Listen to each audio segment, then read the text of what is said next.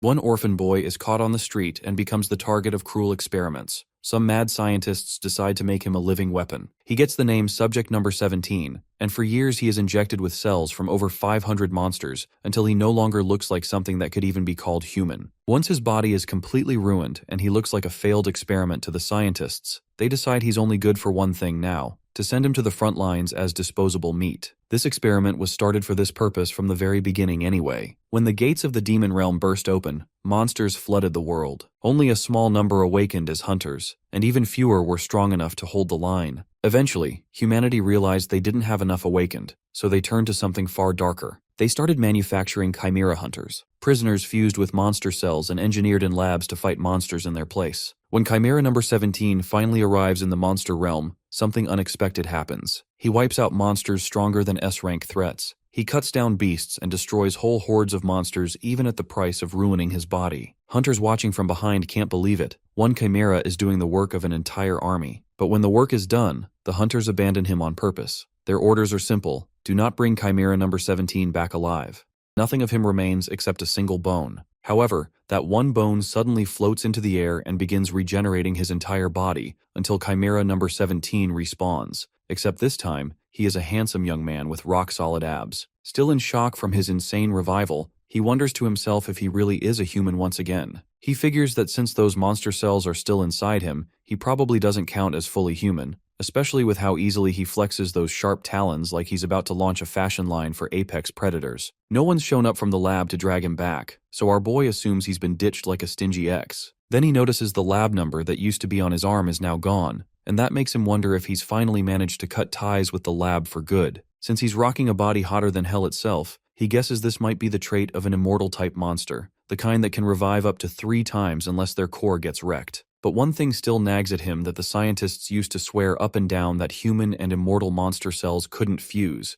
yet here he is in full alpha mode, radiating peak form that makes Johnny Bravo look like background filler. Maybe whatever side effects he had were erased, since he recalls how his head always used to feel foggy and chained by some kind of mental spell, but now he feels free as he ever can be. So he figures maybe it's time to live like an actual human again, now that his days of being the obedient mutt known as number 17 are over. That name was just something slapped onto him at random anyway, and he tries to remember his real one, but suddenly gets pulled into a flashback, where that one old scientist referred to him as a lunatic with a rough personality, but still told him to help people from now on. The old guy asked him to dedicate his life to saving 1,000 people, but back then our boy, drowning in his edgy emo era, didn't even bother to reply. Snapping back to the present, he calls that advice pure trash and laughs off the ridiculous idea that some orphan born in the slums is supposed to help others. As he gazes at the sunset sky, abs shimmering like they've got their own lighting budget, he thinks about revenge for a moment, but lets the thought slide. After all, revenge needs a visible target, and it's been so long that his grudge feels more like a fading itch than anything real. And besides, there's no path back to the human world right now anyway. He figures he'll run into them someday and decides to shelve the whole revenge thing for now and focus on what's ahead. Staring down at his majestic body, a divine glow conveniently covering his more delicate parts, he comes to a decision that he'll try to live like a proper human being from now on,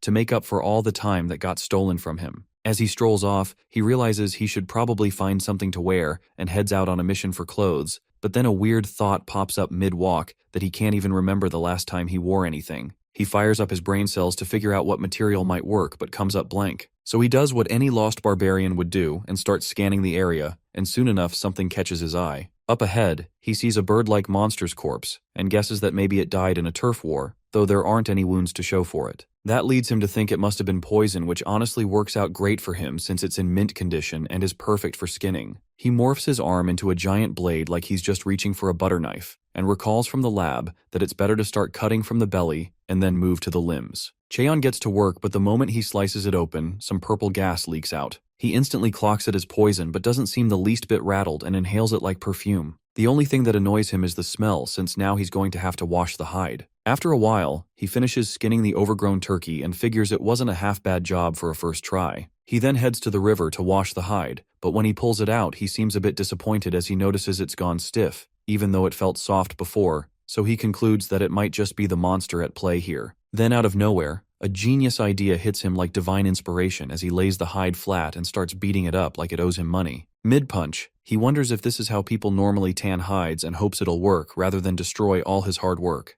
After some good old medieval therapy, the hide turns soft again, and he holds it up proudly. Ducking behind the naked bird corpse for modesty, he begins making adjustments to the hide, but just then, a flame flickers to life on the monster's head. The bird's eyes snap open, clearly disturbed at the sight of someone ripping off its skin like wrapping paper. Cheon quickly punches some holes into the hide, slips into his makeshift gear, and ties a vine around his waist like it's runway ready. With that, he's suited up in his new look, and honestly feels pretty good about the result. He spots some leftover poison on the inside part, but decides to let it be because it is too much hassle to clean. At that exact moment, the bird monster lets out an ear-piercing screech which shocks Cheon, who genuinely thought it was dead. It thrashes around and even seems like it understands human speech, which throws Cheon off. He figures the monster must also be an immortal type, since it wasn't breathing earlier. If this had happened before, he would have roasted it without a second thought, but now, seeing it weak and vulnerable, he figures that there's no need. Cheon just smiles and says the bird got lucky, wishing it a second chance at life before turning to leave. As he walks off, he casually adds that if fate's feeling extra spicy, maybe they'll meet again. A while later, he wanders into a cave, glancing around like he's house shopping. Without warning, a massive centipede jumps out and lands right in front of him, but Cheon doesn't even blink. The creature lashes out, but he's more concerned about whether the lighting here is good enough for a home. With one clean strike, he slices off the centipede's head like he's swatting a fly and turns away, mentally crossing this cave off the list. Next, he finds himself in a snowy mountain region where a yeti lies on the ground frozen in fear, probably having seen Cheon coming like a jump scare. Apparently, our boy ran fades with the yetis but rejected this location too because food would be a nightmare to find. Then he checks out a forest, but the mushrooms reek so badly it's like someone microwaved fish in an office break room, so that one's a no-go as well. He keeps exploring, from a creepy lizard cave to a suspiciously cozy volcano, but nothing clicks. Finally, he arrives at the edge of a cliff and gazes out at a breathtaking view, and it stuns him that a place in the demon realm could look this beautiful. He decides to scout the area and casually jumps off the cliff, landing with a thud that'd break someone else's spine. Cheon notices the water is crystal clear and there's a solid fish population too. Some monster fish leap out trying to get a nibble, and he wonders if he could roast one up like a camping trip meal. Thinking deeper, he figures this is the perfect spot because it has a natural fish farm, clean air, flowers everywhere, so he makes his choice that he'll build his house here and decides to call it the Cheon Du Woon House. Meanwhile, in a distant part of the demon realm, the air sparks as a portal rips open and something shoots out, slamming into the ground with a thunderous crash. A robotic figure rises from the smoke, looks around, and wonders out loud if this really is the demon realm. He takes a moment to soak in the beauty of the place, really letting the fresh air and colorful flowers work their charm, and ends up deciding that this spot is pretty much perfect for building Cheon Du Woon's house. Starting off, he clears out the area with these vine-like extensions that sprout from his fingertips, slicing down every tree in sight with a single clean motion. And once the clearing is done, he uses those same vines to gather the fallen logs to stack them up as his primary building material. Right when things seem to be going smoothly, he notices that the ground looks a little too bumpy for his liking,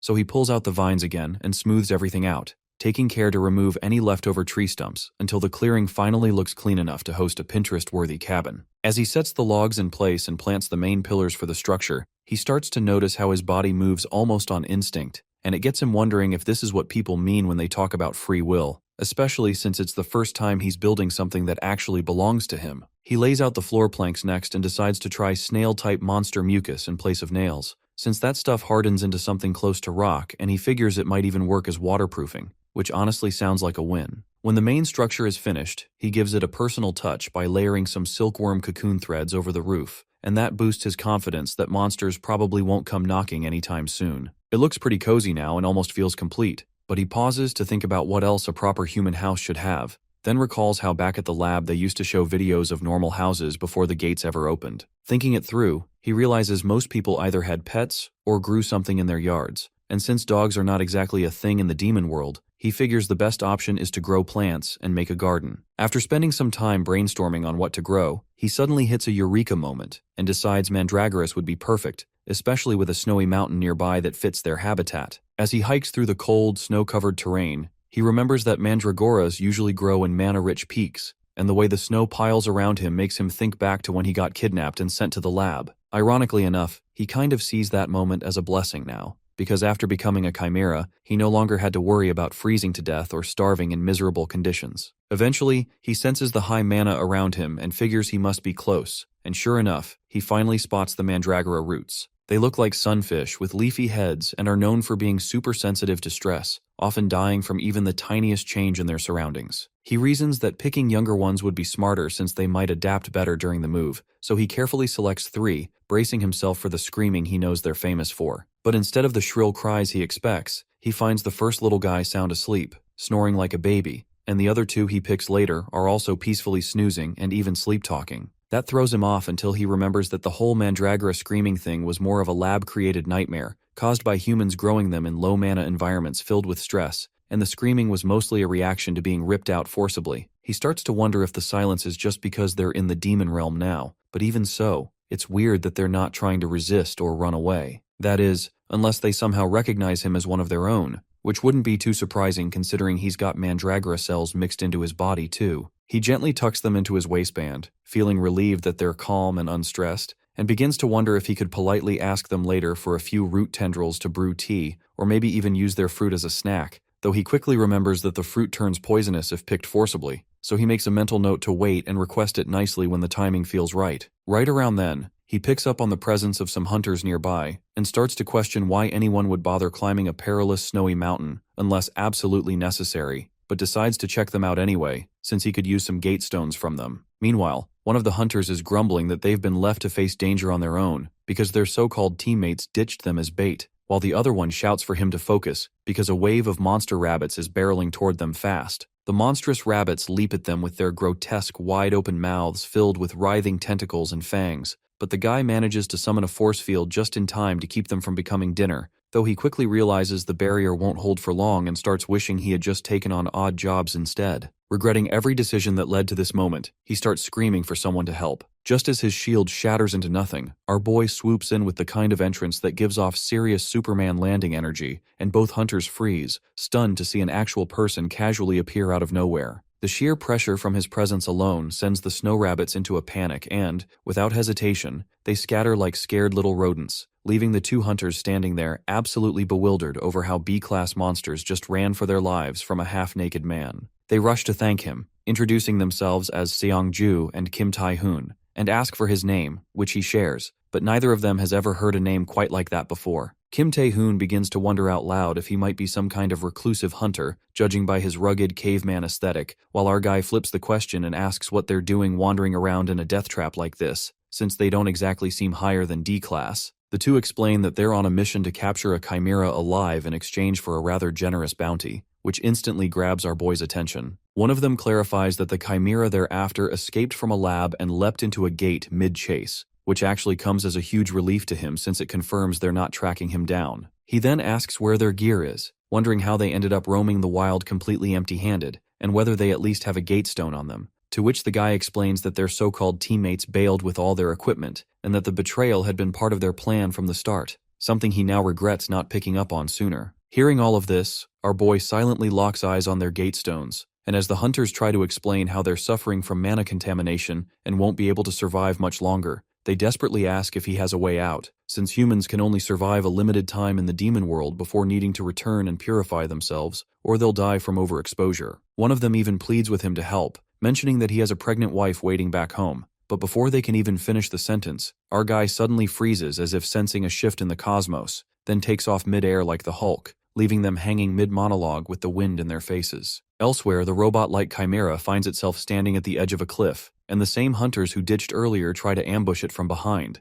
but the creature slowly turns to face them, making it very clear that it now intends to erase them from existence. As our boy pulls up to the scene, his eyes go a little wide, wondering if he showed up too late. Up ahead, blood and gear are scattered across the ground while a flickering blue energy ball slowly fades at the edge of the cliff, which makes him think the hunters must have ditched and run. They even left all their loot behind, and judging by the mix of child and animal footprints, it looks like the test subject might have changed forms mid-fight. He recalls what the monster hunter said earlier about it being a lab experiment that jumped into the gate during its escape. It is made from liquid metal, so it can freely shift forms, but due to how rare the material is, they built it small and compact, like a child. Cheon looks down the cliff and can barely hold in a laugh, realizing this mechanical little gremlin somehow managed to wreck 5 B-rank hunters. Meanwhile, back with our battered hunter duo, Kim desperately shakes Seong-ju, telling him not to give up. But the poor guy coughs out that his whole body's contaminated now and he's done for, but Kim doesn't accept that and brings up his family. Seongju uses what little strength he has left to ask Kim to apologize to them for him, but Kim yells at him to hang on and insists that miracles do exist. Right then, someone steps into view, making Kim immediately tense up, but it turns out to be Cheon, casually strolling back with all their luggage. The moment the monster hunter sees him, he runs over, drops to his knees, and basically starts praying to Daddy Cheon to save them both. Our hero is confused at first, but then remembers that he told them he didn't have a gate stone. That's when Kim suddenly pulls something from his pocket, 2 10 million yen checks, and begs him to please hand them a gate stone. He keeps rambling that if they don't get out now, they're definitely going to die. Meanwhile, Cheon stares at the money and tries to imagine the total amount in his head. He knows there's no way to use it in this world, but once he hits the human world, it'll come in real handy. So with all the generosity his chaotic heart can muster, he pulls out a gate stone. Kim drops into a flawless 90-degree bow and starts thanking him over and over, swearing he'll never forget this kindness. The monster hunter runs back to his partner, yelling that they're getting out of here as fast as possible while Cheon just eyes the 2 checks, wondering where to stash them. As the two make their way toward the gate, Cheon asks what the current gate stone price is, and gets told it's hit 1 million yen. Ever the humble guy he is, he says he feels like he got paid way too much and puts a hand on Seongju's shoulder and casually says he'll give him some change instead. Kim looks confused until he realizes what Cheon is doing, that he is injecting mana directly into his partner. He instantly yells at him to stop, as transferring mana to someone else is dangerous, and if it reacts badly, both people could drop dead on the spot. Kim panics, thinking this is how it ends, but then Seongju suddenly jolts upright like someone just pressed reset as the demonic energy inside him gets completely purified. He grabs Kim in a tearful hug while the poor guy just stands there stunned, trying to process what just happened. Cheon turns around to leave as Seongju shouts that he'll never forget this favor, while Kim is still frozen in shock as he tries to figure out who Cheon even is. Our boy heads back home and pauses outside for a second, then breathes out in relief after sensing no intruders. The mandragora plants start waking up. Their leaves look droopy and sad, which instantly raises red flags, so he gets to work planting them right away. Once they're all in the soil, he wonders if they're going to be okay, but they still look pretty miserable. Cheon stares at their depressed expressions and thinks it might be from being ripped out of their original habitat, or maybe they're just starving. Deciding to test the second theory, he injects a little of his mana into the soil. The monster plants instantly perk up like they just drank an espresso, and our boy can't help but smile at the result. While he's chatting with his leafy new roommates, he senses a presence behind him. He figures it's probably the mechanical creature those hunters were chasing, though he finds it weird that it followed him all the way here. Choosing to ignore it for now, he stashes the cash and starts sorting through the loot bags. Turns out he scored big, as he now has spare clothes, sleeping bags, cooking gear,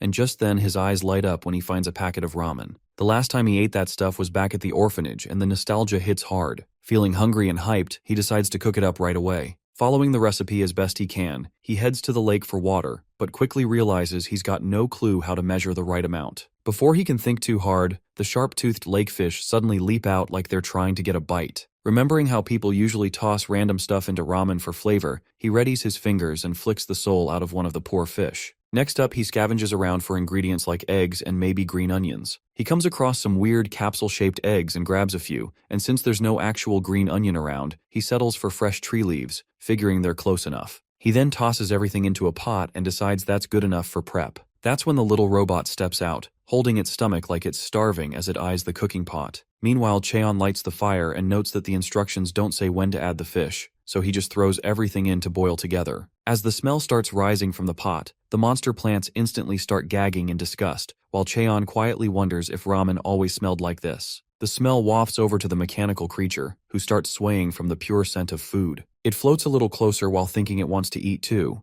then suddenly transforms into a puppy. It remembers from the lab that humans love dogs, so he decides to take advantage of that and starts limping toward Cheon, fake whimpering to squeeze out some sympathy, but Cheon watches all this with a deadpan face, not even slightly surprised. He figures the thing's just trying to lower his guard and that the injury is clearly staged. Looking at its overly cute puppy act, he thinks it's still young and clueless, and wonders how something like that managed to escape from the lab to the demon realm on its own. Playing along, he asks if it wants a taste of the ramen, which makes the creature drool instantly. But right in front of them is a death brew of random nonsense that could take out a grown man, but still, they both decide to risk it. The moment they take a bite, the dog pauses as it tries to process the flavor, but Cheon, on the other hand, gets flashbanged into a memory of Hot Pot back at the orphanage, and smiles while claiming it tastes just like it did back then. Our hero declares it to be delicious, since the memory's strong enough to override the horror of the actual flavor. Meanwhile, the poor mandragoras are seconds away from ascension to their next life from the toxic smell. After they finish the meal, Cheon tells the dog it's time to clean up and that it can leave now. As the mechanical pup limps away, Cheon casually points out that it was limping on the other leg earlier. The robot then hurriedly switches back to limping on the original foot while Cheon barely holds in his laugh. After finishing the dishes, he moves on to the laundry, beating the pollen-covered clothes with a stick like people used to do in the old days. Though not particularly fond of pollen, he figures he can't keep living in nothing but a leather outfit like some caveman. He tries to strike the fabric gently to avoid tearing it, but one swing ends up shattering the rock beneath and obliterating the garment along with it. After a brief moment of awkward silence, he sighs and picks up the last piece of clothing. That's when he notices the robot creature still lingering nearby, observing him from a distance. Earlier, it had disguised itself as a rock, before that as a fish while he was washing dishes, and before that as a tree while he tended to the flowers. He realizes that the creature has been following him all along, silently shifting shapes without ever approaching directly. This continues until a bee lands on its nose, causing it to freak out and yell that it hates bees. Judging by the behavior, he estimates the creature's age to be under 5. Its speech is mechanical and awkward, a trait often seen in young chimeras with artificially implanted memories. Choosing to ignore it, he clears his throat to make the creature aware of his presence and casually comments on how lovely the forsythia flowers are. Meanwhile, he finishes the laundry and mutters that the task was harder than he expected. Unfortunately, he realizes the clothes are too small for him, which feels like a waste after all the effort he put in. He hangs the laundry on a silk thread, then decides to check on the mandragoras. The creature, seizing the moment, grabs the shirt he just washed and wears it, eager to look like him. After declaring the shirt its own, it transforms into a small human girl. Meanwhile, he finds the mandragora children struggling against the soil. Their leaves are wilting, and their roots look dried out, which is odd since he already cleared all the weeds. Curious, he digs around and discovers that the soil is still filled with worms and debris, making it difficult for the plants to grow properly. He realizes he should have tilled the soil from the start, and this oversight might have endangered the mandragora kids. Wanting to make things right, he starts preparing a garden about the size of his house. Just then, the mechanical girl steps in front of him and greets him. He's a bit surprised to hear her speak at last. She asks whether the house belongs to him, and he replies that it does. Immediately, she concludes that he must be a native of the demon realm. Deciding to mess with her a little, he plays along and asks which tribe she's from. The question confuses her, but she tries to bluff her way through, claiming she comes from a very distant place across the waterfall, one that he wouldn't be able to find. He jokes, asking if that means she's from the coconut tribe, and without missing a beat, she nods proudly like it's the most obvious thing in the world. When he questions her about the shirt, she casually explains that in her tribe, whoever finds something owns it. It's just their way. He's entertained by her logic, lets her keep it, and asks what she's doing all the way out here. She responds that she was kicked out of her tribe and shyly asks if she can stay here with him, explaining that there are no bugs and there's an actual house, so overall it just seems safe. This while nervously twiddling her thumbs like she's rehearsing a puppy eye audition. Realizing she's just looking for a peaceful place to rest, he agrees, but only if she pulls her weight and helps out with the chores. Her eyes light up instantly, and she asks what he wants her to do, fully ready to dive into whatever mission he throws her way. He tells her they need to prepare a vegetable patch so the mandragoras can have a proper home. Without hesitation, she grabs the stick, strikes a confident pose, and says she's strong enough for the job. Then she proceeds to absolutely obliterate the soil like it's made of sponge cake. Watching her effortlessly rip through the ground, he thinks to himself that she's either seriously bad at pretending to be normal or just has no idea how average kids function. He finally introduces himself and asks for her name. She pauses, clearly caught off guard since she doesn't have a name, and after drawing inspiration from the flowers she saw earlier, she declares that her name is Kim Nari. He can tell that she just copied it from Forsythia, but she's committed now and repeats it with a straight face. Soon the patch is ready, and Cheon even manages to set up a neat little stone fence around it. Seeing the mandragora roots looking so cheerful makes him wish he'd done all this sooner. But then Kim suddenly gets all quiet. He notices the shift and asks why she's crying. She wipes her eyes and says the mandragoras remind her of her friends, which makes him pause and wonder if something like friendship could even exist in the lab. Before he can ask more, a shrill, high-pitched screech cuts through the forest. He explains to her that it's just monsters hunting each other. Background music, really, in this kind of place. But Kim curls up in worry and tells him that she saw a little chick earlier before she found his place, and now she's afraid it might be in trouble. Cheon nods, and she adds that it looked like it had already been bitten. He tells her bluntly that it's probably going to get eaten soon. Watching her tremble, he figures she wants to save it, but can't bring herself to do it. She mutters that she can't save monsters, and it hits him that the brainwashing probably still has her locked up mentally, preventing her from making her own choices. So instead of telling her what to do, he offers a suggestion, phrased carefully that the chick might survive if she goes back for it, and that's all it took to get her up and sprinting. Meanwhile in the woods, wasp-like abominations with 2 terrifying rows of sideways teeth are already attacking the injured chick. Just as one of them moves in to finish the job, Kim bursts in like a caffeinated tornado, kicks one of their heads clean off, saying that she'll save the chick no matter what. During the fight, she flashes back to her time in the lab. The other Chimera kids resented her for constantly winning first place in ranked combat trials. That meant the other kids became eligible for the scariest experiments with the highest failure rates. They snatched away her plush toy, shoved her to the ground, and told her she should let them win for once. They even said it would have been better if she didn't exist while they kicked her non-stop. She never understood it because she was just doing what she was told. Now, staring down the monsters, she screams at them to stop. She yells that it's wrong for a group to gang up on someone weaker, then swings her fist and sends the last wasp flying into another dimension. Back at the house, Cheon is casually feeding mana to the mandragora roots, probably feeling like a low-key plant dad, when Kim shows up again. She's running toward him, cradling the chick in her arms and yelling for help, panicked that it won't wake up. He tells her to slow down and take a breath. As he takes a closer look, something about the little fluff ball starts to feel strangely familiar. Kim keeps crying, panicking over whether the poor ball of fluff is about to die while Cheon stays calm and offers to take a closer look. He reaches out and pours a bit of mana into the little fluff ball, then relaxes as he realizes the wound doesn't look fatal. Every monster's magic carries its own specific history, and even though this one shrank down and changed color, Cheon instantly knows it's the same creature he skinned back then. He strikes a Sherlock pose, trying to figure out why it shrank so much while Kim keeps asking if it's going to die. But Cheon reassures her that the thing's just malnourished and only shriveled up from starvation. He says he's already given it some mana, so if they just let it be, it should recover on its own. However, Kim suddenly spirals into a trauma flashback as her mind drags her back to that lab, to her ripped-up doll. With a shaky voice, she says they can't just leave it alone as it keeps flopping over like a sad pancake. She hugs it tight while pulling out the puppy eyes and asks if she can keep it, promising to take care of it properly. Cheon smiles and warns her it might grow too big to handle, but she fires back that she'll just feed it a tiny bit. He folds under the pressure of her cute attack and her eyes light up like it's the 4th of July, and he jokes that it could work as their guard dog or rather a guard bird. Right then, the fluff ball opens its eyes and looks around in complete confusion, eventually locking onto Cheon as it recognizes him and lets out a low, menacing coo. Kim jumps at the sound, lifting it up with a squeal, saying it's finally talking while the bird just looks around, wondering what kind of hell it woke up in. She hugs it again as it flails helplessly while Cheon stands there awkwardly, not sure how to process this madness. The fluff ball yells out again and demands to be let go, which catches Cheon off guard that he can actually understand it. A few moments later, Kim wraps it up like a mummy and proudly announces that treatment is complete,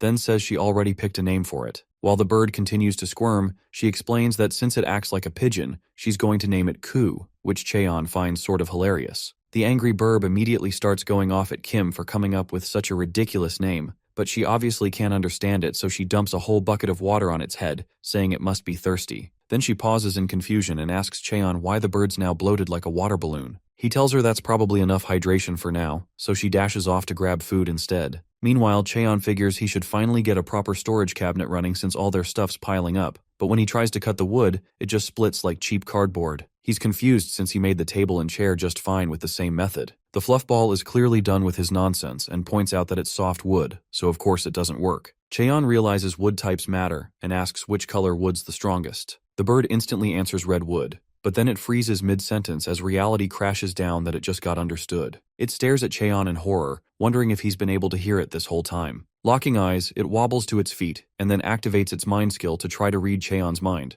But nothing happens as telepathy fails. However, Cheon just looks around innocently and says he doesn't see any red trees nearby. He wonders if they grow in another region while the bird panics, realizing its mental powers just got blocked. Eventually, it drops the act and flat out asks Cheon if he can hear it. Cheon explains it's not really hearing, but the words just kind of show up in his brain. But then he flips it by asking how a monster can even understand human language like that. He figures the bird must be one of those super rare, intelligent monsters that somehow get born against all odds, but it's his first time seeing one up close. Cheon then asks point blank if it's the same bird from before, which the fluff confirms, saying it came back because it wanted to see him again. Since Cheon saved its life, it wanted to repay the favor if they ever met again. Not wasting any time, Cheon tells it to help him right now. That catches the burb off guard, but it sighs, takes a breath, and agrees to guide him to the red trees. Meanwhile, not far away, Kim's running like her life depends on it while dodging fireballs raining down behind her, yelling at whoever's attacking to back off. Tears stream down her face as she cries out that it's too hot, and suddenly a blast sends her crashing face first into the dirt. Her mind almost shuts down as she starts to panic, thinking the labs found her and she's done for. Just then, someone steps out of the fire who has long hair flowing dramatically like some third-rate anime extra. Looking at his tracker, he confirms she's the mechanical creature they were after. Charging up another attack, he mumbles that his life's on the line too and throws another fireball at Kim, who can only stare at it in defeat. But before it hits, our hero pulls the classic Chad move, stepping in front of her and effortlessly defusing the attack like he's swatting a fly. Ku immediately tells him the tree directions can wait as the girl's top priority right now. Cheon notices that Kim's terrified of fire and doesn't look mentally stable at all. He decides to put out the flames first and the fluffball agrees, adding that only a complete trash bag would go after a child. Rapunzel over there glares and roasts Cheon and calls him a caveman, then threatens to beat him down if he doesn't back off. Cheon fires back that this Rapunzel cosplayer talks way too much, which instantly sets him off. The guy screams that Cheon's ruining his dramatic moment and hurls a massive fireball at him. Cheon just raises a finger and pulls a Frieza move, blasting the attack away like it's a birthday candle. The explosion behind Rapunzel is massive, and he just stands there stunned while trying to process what just happened. Debris starts falling, but it's already too late as he gets buried under a pile of rubble. A few moments later, Cheon walks up to Kim and asks if she's okay, who then wipes her eyes and thanks him for putting all the flames out. He then gives her a solid piece of advice that the next time she's scared, she should punch the fear itself. As he walks toward Rapunzel, he grabs him by the hair and continues the pep talk, but suddenly stops mid-sentence. He stares at the wig in his hand in silence, and realizes that the guy underneath is suffering from full-blown shiny egghead syndrome.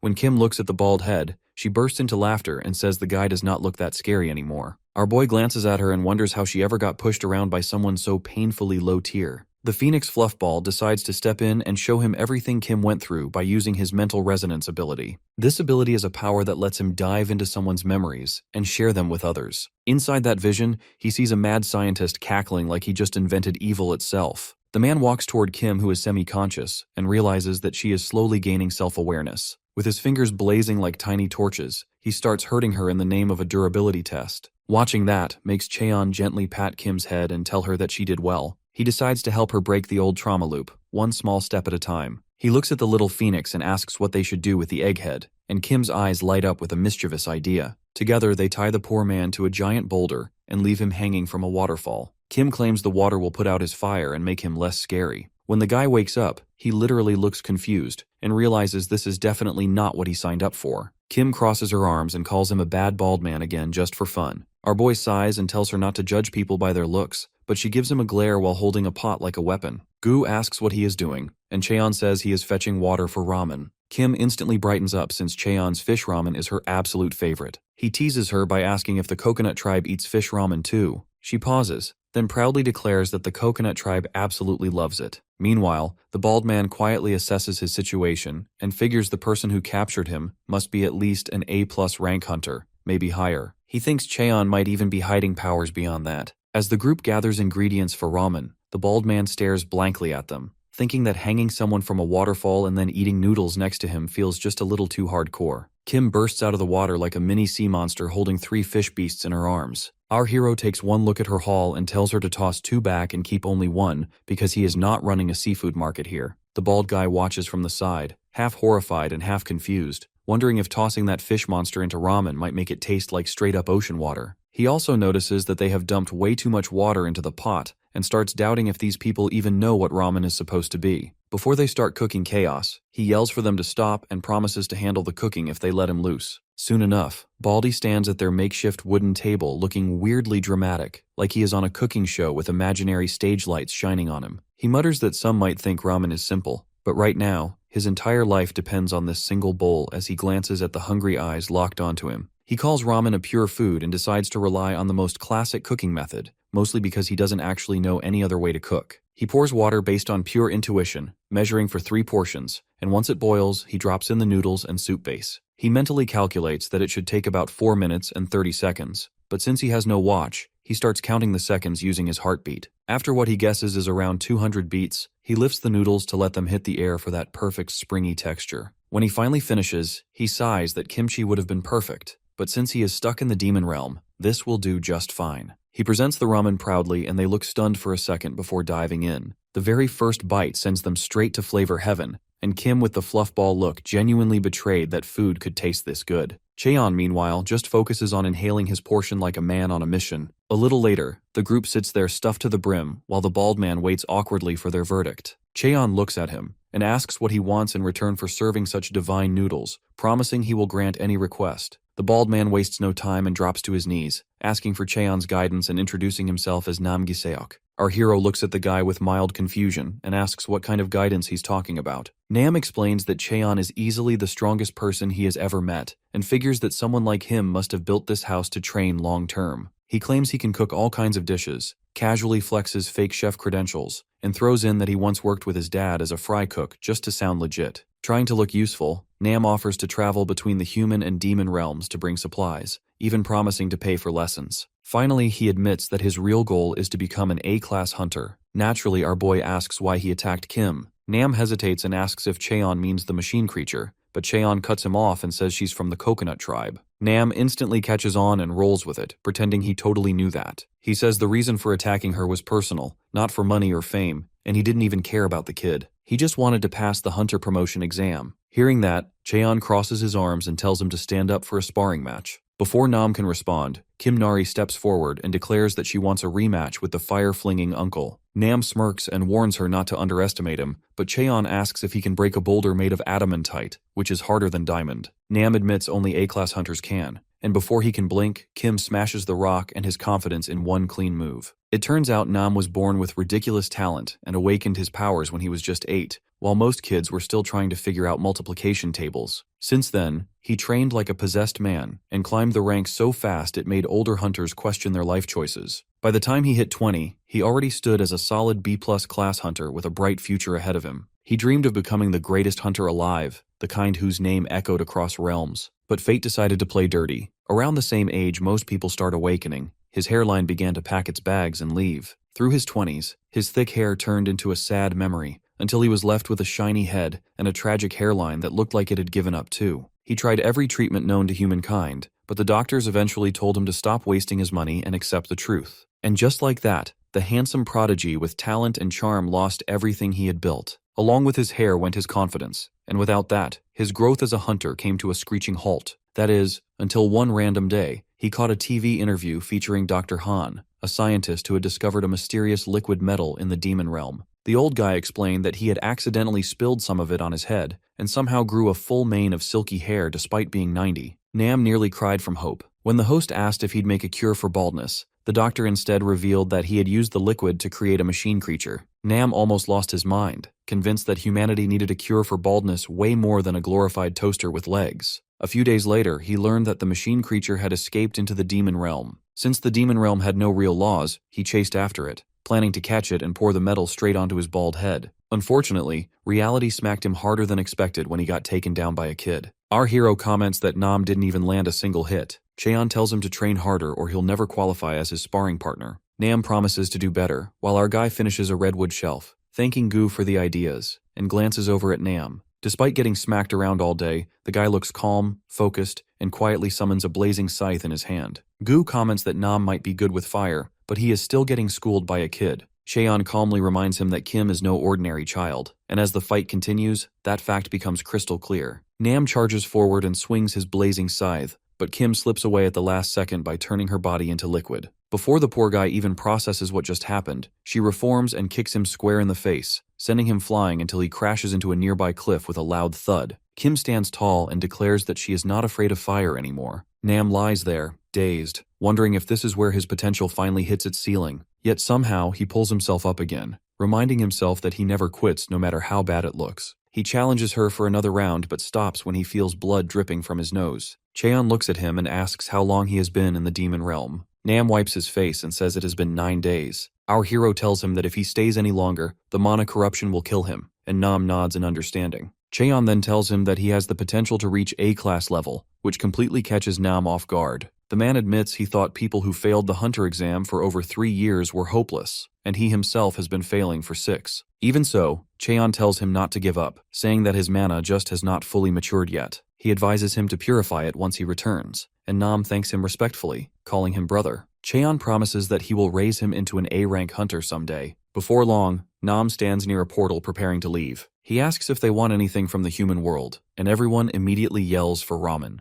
Kim smiles and tells him to stay safe, and Nam replies that he will definitely beat her next time. Just before stepping through the portal, he turns and asks if anyone has seen his wig, but Cheon genuinely has no clue. After he leaves, Gu voices his concern about whether Nam can be trusted. Cheon asks what he means, and the little fluffball says that Nam could betray them and lead other hunters here. Cheon asks for his read on the guy, and Gu quietly confirms that everything Nam said was true. The whole exchange makes Cheon look forward to training Nam even more, and Kim finally asks if he can actually understand the fluffball. He nods, and casually mentions that he even built the storage shelf based on the bird's advice. Curious, he asks if the room looks neat now, and Kim replies that it was too dark to tell. Cheon takes the hint and quickly adds a few windows, letting warm sunlight pour in. Kim smiles, clearly liking the bright new look, which makes our boy wonder how to keep the room glowing even after nightfall. When Kim asks how they are supposed to get a light source, Cheon says they need glowstones, crystals that naturally shine in the dark. He plans to hang them across the ceiling to light up the place like a soft night sky. Gu starts sweating nervously and asks where exactly Cheon plans on getting those glowstones from.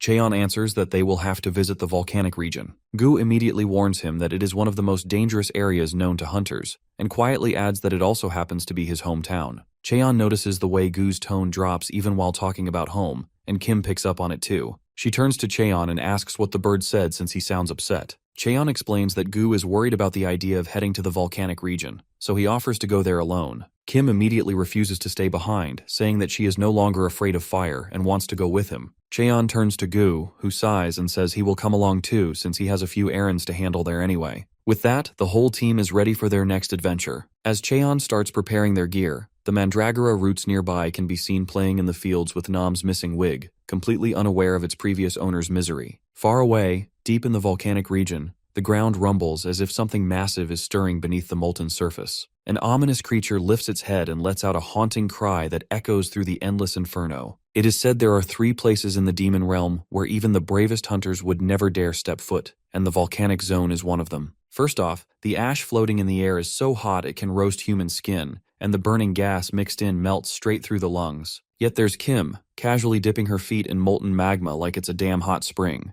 The tiny phoenix just stares, completely lost for words. The little fluffball figures it must be normal for something that is clearly not human to handle heat like this. But what really bugs him is how our boy is perfectly fine. Cheon simply replies that he is a chimera hunter. He might look human now, but he somehow regenerated into this form after his transformation. Then he asks the phoenix if it's fine tagging along with them, and the little fluffball says that it's better than being all alone again. Watching the two chat about something that sounds deep, Kim puts and wants to join in on the conversation. That's when he remembers she once asked about his past. She simply laughs in response and says there's no need anymore, because she already knows he's a native of the demon realm just like her. Later, they start climbing the volcano, and Kim points out a thick cloud of smoke billowing from what looks like the peak. Up there, they finally find the luminous stones they came for. But down below, a massive flame toad is bawling its eyes out. Just then, Kim notices another one nearby. Master Gu quickly realizes what's going on. The male toad is grieving because the female died along the way. He adds that the eggs on her back will be cooked alive since she collapsed in a spot where the heat is too high. The floofball feels sad at the tragic fate. That's when our boy gets an idea. He tells Kim to wait for him and dives straight into the heart of the volcano crater. He lands right in front of the toad, who immediately glares at him with murderous intent. Without warning, the beast unleashes a massive blast of fire straight at him. However, he casually sprints straight through the scorching fire and points his finger at the toad,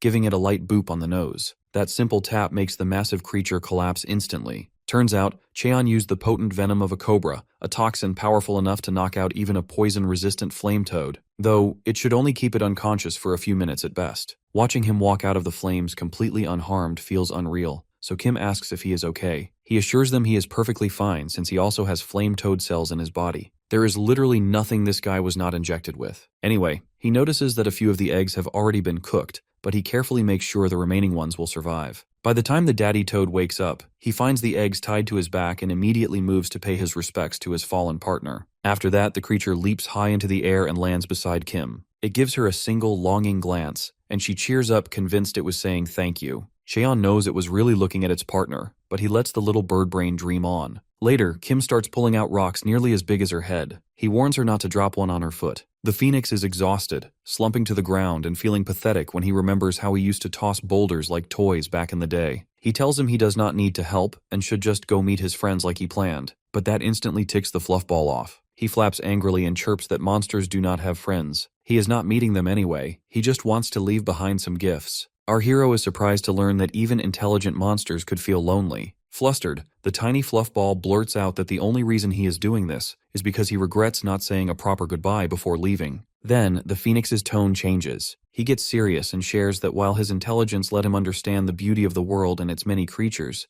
it was also a curse. He had to watch the others mindlessly devour other creatures without a thought, and that made him feel alone. He felt like Albert Einstein stuck in a horde of brainless monkeys. To escape that crushing loneliness, he left the herd, and now, he does not really care if they survived or not, since he never felt truly close to them anyway. As the baby phoenix struggles to pull another stone from the rock wall, which suddenly pops free and smashes onto something below, Kim hears a loud cracking sound, only to see an egg on the ground cracked open. She worries that the phoenix killed it, but our hero explains that the shell is naturally tough. The baby inside has to keep pushing again and again until it becomes strong enough to break through on its own. Kim feels bad for the baby and suggests they take it home, but the tiny phoenix explodes, yelling that it is too dangerous if it hatches. Cheon remembers there is a nest that is perfect for it, so he decides they will take it along. Kim is absolutely thrilled to carry it all the way, while Gu warns them this is his first time seeing such a strange-looking egg. Hearing that, she leaves him completely speechless with the argument that it is his fault the egg cracked in the first place. Our boy assures the fluffball he will be there to keep them safe, and so they continue their mining operation.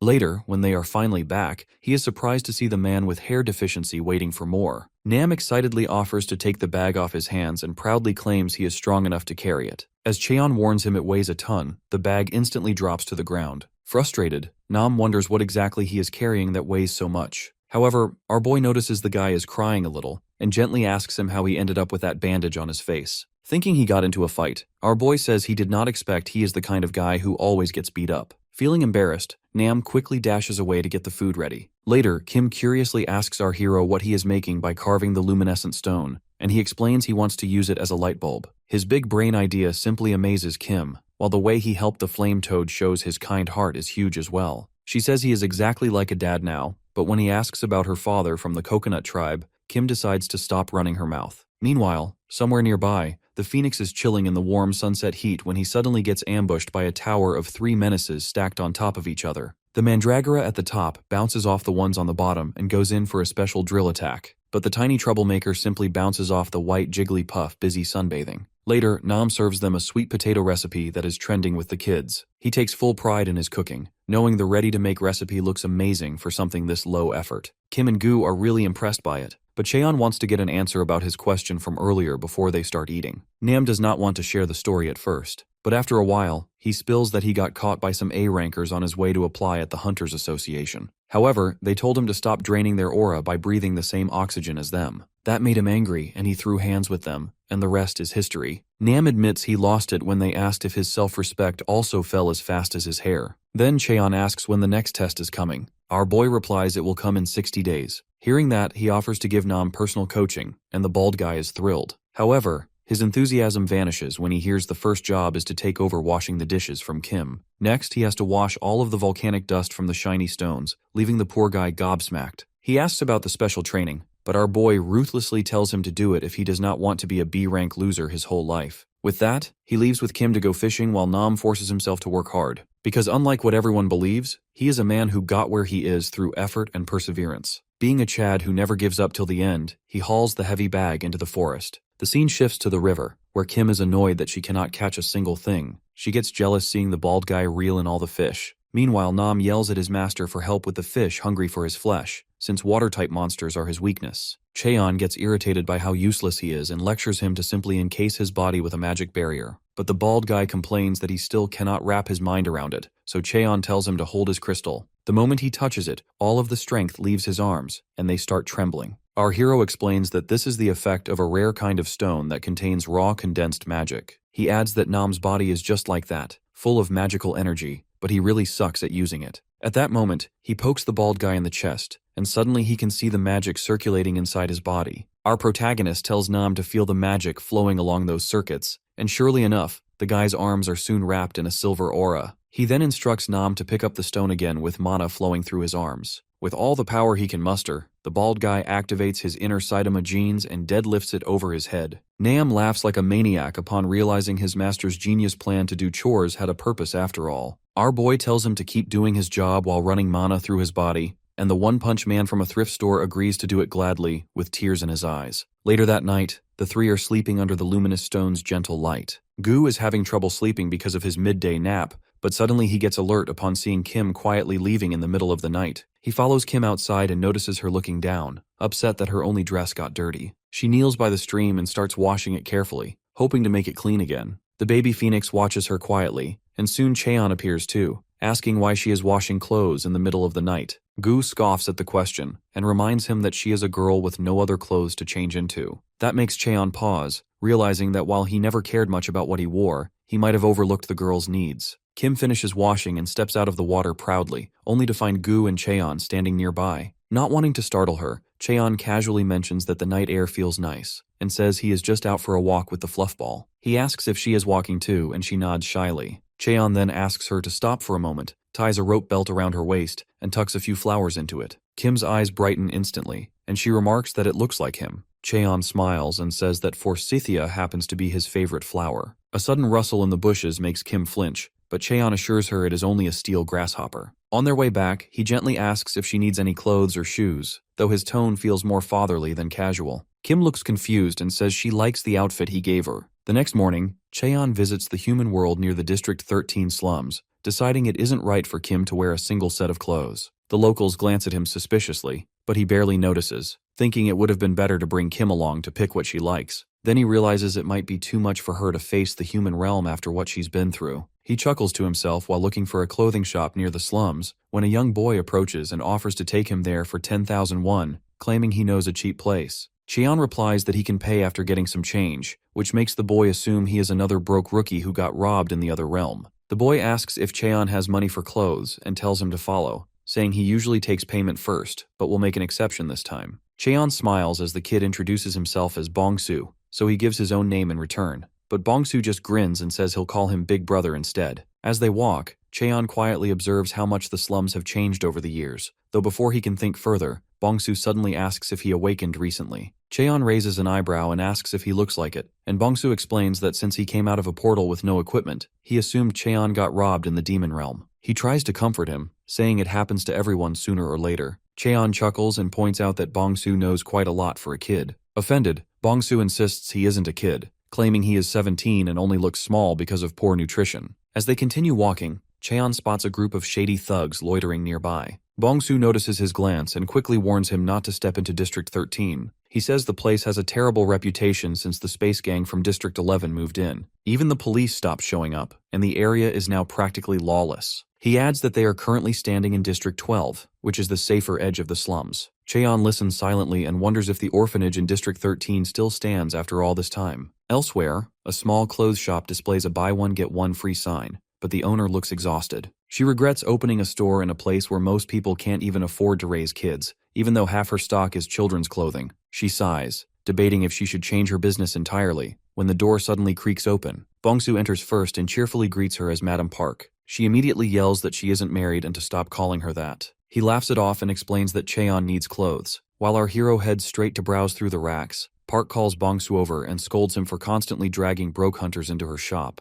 complaining that she already has a mountain of unpaid tabs waiting to be cleared. The kid gets his cheeks pulled hard and tries to defend himself, saying he couldn't have known whether the man had money or not. The shop owner points out that Cheon doesn't exactly look like someone carrying cash. Bongsu argues that at least the guy is handsome and reminds her that she was the one who told him to bring in pitiful hunters, who reminded her of her late brother. Park fires back that she only said that once or twice and warns that if this continues, they will both end up on the streets. Bongsu snaps that he never asked for her help in the first place, but Park sighs like an exhausted caretaker and tells him to go wash up, promising to give him some money afterward. Just then, Cheon cuts in and calmly says he wants to buy clothes. He takes out a check worth 10 million won and admits that it's all the money he has. The sight leaves both Park and Bongsu stunned. Park immediately switches to formal mode while Bongsu rushes to pull out a chair and sets a table with cookies and a drink for their newfound VIP guest. As Bongsu ties a napkin around Cheon's neck, Park excitedly explains that they sell everything from adult fashion to children's wear. Cheon simply asks for preschool girls' clothes, a few outfits for himself, and some shoes. Park brightens up instantly since kids' clothing happens to be her specialty and starts showing him the latest spring and summer collection, including lace, casual wear, and endless shades of pink. Bongsu stands beside him, massaging his shoulders like an overenthusiastic assistant. At checkout, Park can barely hide her joy, having sold over 100 items and emptied most of her stock. She asks if he wants the clothes shipped, but Cheon says he will carry them himself. He then hands Bongsu a suit and 100,000 won, saying he still owes him one more favor. Outside, Bongsu feels uneasy as he leads Cheon toward the inn he mentioned earlier. When Cheon goes inside, Bong's thoughts spiral. He wonders how someone could hand him money and clothes so easily. Fearing it might be a trap, he recalls how traffickers often lure kids with kindness. Yet another part of him wonders if Cheon might actually be good-hearted, like Park. When Cheon steps out, he says the inn owner seems decent and the place looks clean. He hands Bongsu a key and tells him he won't have to sleep on the streets anymore. He adds that he paid a full year's rent, including meals, and turns to leave. Bongsu mutters nervously if this is how kidnappings start, and Cheon reminds him that he was the one who led him there in the first place. As the portal lights up behind him, Bongsu asks what the catch is, since they barely know each other, and yet Cheon gave him so much. Cheon answers that the boy reminded him of his own past, saying he once lived the same way. He tells him to take care, and the portal carries him back to the demon realm. Nam looks relieved when Cheon returns, while Kim runs up asking where he disappeared to without telling anyone. Cheon smiles and says he went to buy her a gift, which makes her beam with excitement. Gu seems shocked by the mountain of clothes he brought home, while Nam sulks that none of it is for him. Kim squeals over how cute the dresses look, and Cheon gently tells her to try on whichever she likes. As everyone admires the new clothes, the egg inside the log cabin begins to stir. As Cheon folds the new clothes, he feels oddly relaxed by the simple task. Kim suddenly bursts out of the room wearing a silk dress and a ribbon hat, looking like a tiny princess. Cheon asks if it is her favorite, and she shyly replies that she wants to try on a few more. Her attempt at wearing suspender pants ends in failure, so she slips into one of Cheon's shirts and pretends to be a ghost. She continues trying on different outfits with such energy that both Gu and Cheon can't help but feel amused watching her. Eventually, Kim picks her favorite outfit, because the chick printed on the hoodie reminds her of Gu. Cheon tells her to put the rest of the clothes away, and she nods obediently. The Phoenix then asks where Cheon plans to keep all the clothes, since they are running out of space. Cheon replies that he will build a dressing room with a walk-in closet to fix the problem. Gu quickly realizes that means cutting down more trees, but Cheon grins, saying he already has an apprentice for all the labor. He calls out to Nam, saying it's time for special hard training. Nam charges in with full enthusiasm and brings along Cheon's leather suit, calling it training gear. Cheon looks confused, so Nam explains that the suit is coated with some kind of poison that almost killed him when he touched it. He admits that it's unbelievable how Cheon has been wearing the same thing daily like it's nothing. Cheon thinks to himself that he just never bothered to clean it properly, then casually tells Nam to wear it instead. Nam freezes, completely shocked, while Cheon instructs him to put it on and chop some wood. Gu offers to guide him to which trees need cutting. Nam protests, saying the outfit could kill him, but before the argument can continue, Kim suddenly yells that the egg is moving. Everyone rushes over, and Cheon tells them that it is about to hatch. Nam, looking nervous, asks if the creature will be disaster class, while Kim confidently says it will probably be something cute. While Kim and Nam keep arguing, the egg suddenly cracks and a small eye peeks through the shell. Both of them react in completely opposite ways as the creature inside starts to emerge. Out crawls a monster with sharp claws, a scaled body, and a snapping tongue. But contrary to Nam's fears, the creature turns out to be an oddly adorable chick-snake hybrid that tilts its head and chirps like a bird. Nam stands frozen in disbelief, while Kim jumps with excitement. Without warning, the little creature launches itself straight at Nam's face, and he lets out a panicked yell that echoes through the cabin. Later, out in the fields, Gu taps Nam's head with a stick to make him haul wood faster, though Nam begins to wonder if he is just hallucinating at this point. The poison seeping through the suit makes every breath feel heavier, and he silently admires how Cheon used to wear the same outfit without flinching. Inside the house, Cheon finishes folding the clothes when Kim rushes in, excitedly announcing that the monster is eating bread peacefully and behaves well. Cheon smiles and says the creature must recognize who saved it. They start thinking of a name and finally decide on Sa, inspired by its snake-like nature. Just as they settle on the name, the little monster leaps out of Kim's hands, and she runs after it. Gu watches and says he's glad to see them getting along, while Cheon turns to ask if the phoenix recognizes the species, since he has never seen one before. Gu admits he doesn't, but warns Cheon to keep an eye on the mandragora roots. When Cheon asks why, Gu explains that creatures from the volcanic region love to eat plant-type monsters because they are rare there, and especially target those with strong demonic energy. As the small snake slithers toward the mandragora field, Gu reveals that it might be their natural predator. Everyone gathers to watch as tension builds between the two sides. Kim offers to step in and stop them, but Cheon shakes his head and says that in the demon realm, monsters need to establish dominance on their own. Since both are still young, he decides it's safe to let them settle it naturally. The battle begins as Sasa lunges with its claws toward the smallest mandragora, but the larger one swiftly steps in and blocks the strike. The mandragoras form a triangle stance, waiting for the next move. Before long, the second root monster rushes in for a counterattack, but its hit is stopped by Sasa's tail. Little Sasa grins with confidence, though Gu quietly warns that it shouldn't lower its guard so soon. Right after, the smallest mandragora jumps forward from behind and punches Sasa's cheek with its tiny fist. The blow is light but enough to make Sasa wail and retreat in tears. Kim quickly runs to comfort the poor creature and calm it down. Cheon announces the mandragora roots as the winners, and both Nam and Gu agree the fight was quite a show. Cheon tells everyone to return to work, and Gu resumes smacking Nam on his shiny head. Far away, across a vast sea, an eagle chimera flies swiftly over the waves as if in a hurry. Back at the house, Gu keeps pushing Nam to pull the timber with more effort while Kim and Sasa coat the wood with slime to make it waterproof. Cheon finishes folding the laundry and takes a moment to look around, satisfied that the long day's work is finally wrapping up.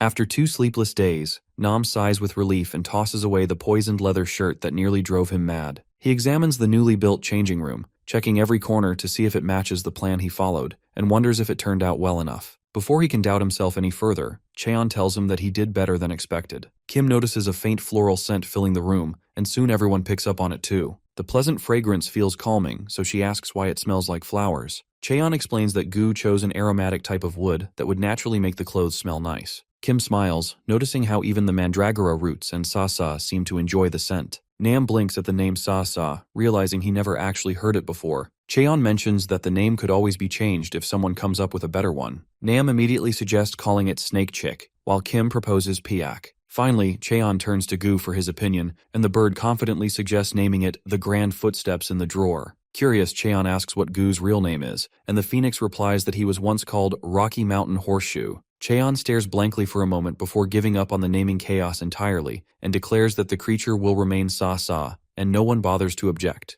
Gu then asks what their next task will be. Cheon explains that he has been thinking about a concern that didn't bother him when he lived alone. He believes they should build a fence around the house to prevent intruders from getting close. Nam looks doubtful, saying he can't imagine anyone willingly approaching such a creepy place. Still, Cheon insists it is better to be cautious, since even S-rank monsters or hunters could appear without warning. Gu nods thoughtfully and suggests using a material filled with demonic energy. He mentions that the coastal region has a type of yellow quartz that is denser than black stone. If they use that luminous stone as the base for the fence, he explains, it will not only be strong, but will also glow softly at night, making their home look warm like a campsite. Kim jumps with excitement the moment she hears they might be going to the beach, but Nam instantly loses his composure. The thought of the coastal region alone horrifies him, and before he can come up with an excuse, a sudden nosebleed saves him at the perfect moment. Acting weak, he puts on a faint damsel in distress act in front of Cheon, and claims he needs to head to the human realm to drain his demonic energy. Cheon allows it, but tells him to look after the mandragora roots in case they return late. Before leaving, Nam warns Cheon about the coastal region, saying even A-rank hunters and those below avoid the place since it would mean walking to their death. Cheon looks surprised, so Nam explains that the entire area is now ruled by 2 disaster-class monsters. These creatures were once chimera hunters created in a lab, with faces like birds but the bodies of humans. The thought of it makes even Cheon pause for a moment. Meanwhile, at the coastal region, a group of hunters is already on a mission to capture one of those same chimeras. One of them charges up a tracker shot and hurls it at the flying beast, landing a direct hit. Yet the creature doesn't even flinch and keeps soaring ahead as if nothing happened. Thinking it is retreating, the hunters relax, calling the whole disaster-class story an exaggeration. One of them even suggests chasing it to finish the job.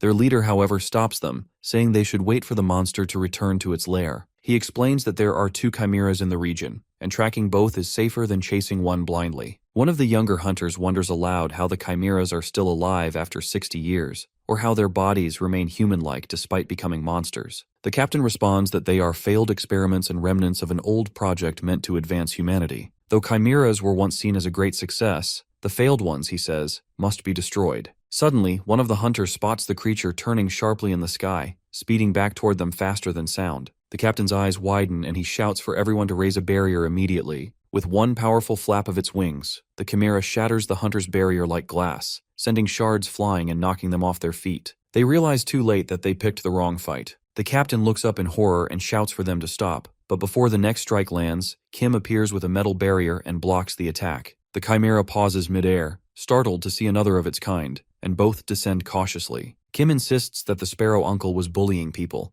though Cheon quietly notes it looks the other way around. One of the injured hunters calls his captain, saying a machine creature has appeared, which confuses the captain, so the guy shows him his tracker device. Cheon instantly understands what's happening, remembering Kim still carries a tracker from the human realm. He turns to the bird Chimera and asks if it remembers him, reminding it that they once shared a room and asking what number it was. The creature's eyes widen as Cheon tells it that if one lives long enough, he gets to see everything. While the Chimera struggles to recall, the hunters whisper among themselves, planning to retreat. Cheon warns that letting them escape will only cause more trouble for both sides, and that it's better to finish things now. Then, a faint memory resurfaces for the Chimera. The scent coming from Cheon brings back an image of the lab where they once lay side by side, the same sharp odor of the Chimera cell fusion drug from the TDA experiments. Realization strikes, and the creature calls him by his old designation, number 17. The scene shifts back to the past, when Bird Boy was running through the woods with his sister on his back. At that time, his sister began showing one of the side effects from the experiment. That made him question whether taking her with him had really been the right choice. Maybe leaving her behind in that cursed lab might have been smarter after all. When his sister weakly mentions his wings are really warm, he bursts into tears, disappointed in his own helplessness. His wings are not big enough to fly both of them away, so he tells her to hang in there just a little longer. Just as he silently hopes someone would show up to help, he suddenly comes face to face with our boy, cluelessly pointing a flashlight right at him. When Bird Boy demands to know what Cheon is doing there, he calmly replies that he came to warn him, since he overheard the higher-ups saying it was time to trash him. Birdhead thinks he sounds weird, but he gives him a reality check. He tells him that both he and his sister will be blown up by the detonation curse in 3 days. He suggests leaving his sister behind since she is not on the disposal list,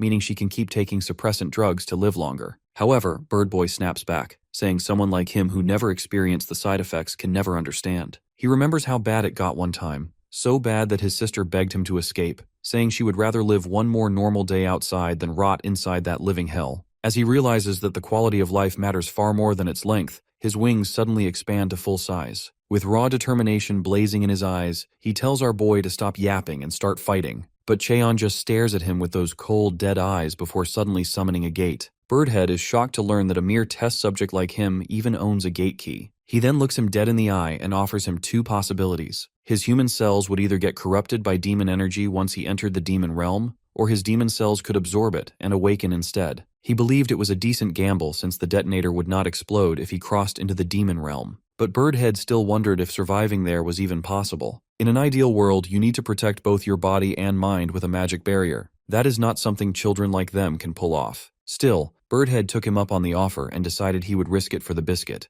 On his way out, however, he felt bad that they did not even know each other's names despite being roommates for so long. He introduced himself as Yu Byom, and our boy shared his name in return. Back in the present, our hero asks the hunter about his name, but they look completely clueless. When he asks why he was even there, they just stare back at him blankly like cavemen, saying they have no idea. He then sends them through the portal, and Yu instantly guesses right that he used his oblivion flower cells, which erase the target's memory of the last 3 hours. He then calls Yu by name, and the guy looks honored that he remembered. Kim asks if Mr. Sparrow is supposed to be his friend, and our boy says he is from the Sparrow tribe. Bro then asks Kim if he is right about the Sparrow and Coconut tribes being good friends, and she instantly nods in agreement. While Yu stares in utter confusion, Kim suddenly apologizes for thinking he was a bad guy. After that, they head to Yu's home, which is ironically just a massive nest with a roof on top. There, the gang has a blast trying out a unique clam dish that tastes unlike anything they have eaten before. Kim gets really excited for more, but Yu humbly apologizes since he does not have the ingredients to make another batch. The little goblin, however, is undeterred and runs off to gladly catch double the number of clams he needs. Now that they are finally alone, Yu reveals he only managed to survive in the demon realm thanks to his immortality cells. Wasting no time, he then asks our boy if he ever thought about taking revenge on the lab. Cheon admits he has thought about it every now and then, but he is not in any rush since life is actually going pretty well. When he throws the question back at Yu, the guy says he still has the detonation curse inside him, meaning he will eventually blow up like a firework. Putting that aside, our boy also notices Yu can use his wings quite well, and then asks if he can turn his head back to human form. Yu admits he can, but he refuses to do it because his sister's face was changed for life, and she would feel awful if he went back to normal while she could not. After all that, our boy asks if he knows he will only survive for another month at best. Yu is shocked that he knows that, and Birdhead flashes back to his time after he left Earth. He trained endlessly to develop enough mana to survive the demonic energy. Things were fine for a while when his magic and the demon realm's energy stayed in balance with each other. But one day, The energy went rampant inside his sister and severely damaged her mana hole. While trying to control the damage, he ended up permanently damaging his own core too. Since then, he has just been getting by, while his sister has been surviving on sleeping fruit, spending most of her life in slumber to slow the progression. That is when Cheon remembers that mandragora roots can be used to make a medicine capable of healing any mana hole, no matter how damaged it is. Elsewhere, in a dimly lit room, fruit is scattered across the floor, while Birdhead's sister sits silently all by herself. At first, she trembles quietly in pain, but soon the demon energy surges out of control, completely overtaking her body as she loses herself to it. Back with the boys, Yu is stunned to hear that he and his sister can actually be saved from their incurable condition. Our guy reveals that after Yu left, he studied alchemy and learned how to heal damage to the mana hole using water boiled with mandragora roots. It is explained that while the roots make up only a small part of the plant, they contain nearly all of its life force, making them incredibly potent. Cheon never imagined the plants he grew just for fun would turn out to be this valuable. He even offers to brew the medicine himself, since Yu cannot travel to the human world to find an alchemist. In exchange, he asks the guy to look after the 2 airheads he will be leaving behind. Before departing, he asks Yu what he can pay with, and since the guy has no money, he offers a backpack stuffed to the brim with things hunters usually carry. With that, our boy returns to Earth and asks his lifelong companion, Bong-su, to help him find a skilled alchemist. Bong-su remembers that a new branch opened in the slums about a year ago. As the kid talks about it, Cheon notices sandbags tied to his arms, and Bong-su proudly explains that he uses them to train his body. The boy boldly admits he wants to become strong like his big brother one day, a total boss who can dive into the demon realm with nothing but his fists. Outside the place, Bong-su explains that the new manager there is famous for his excellent work. But when no one shows up, they spot the manager himself, pacing around and looking stressed out about missing his loan payment. Bong-su instantly figures out that the poor guy is being harassed by loan sharks.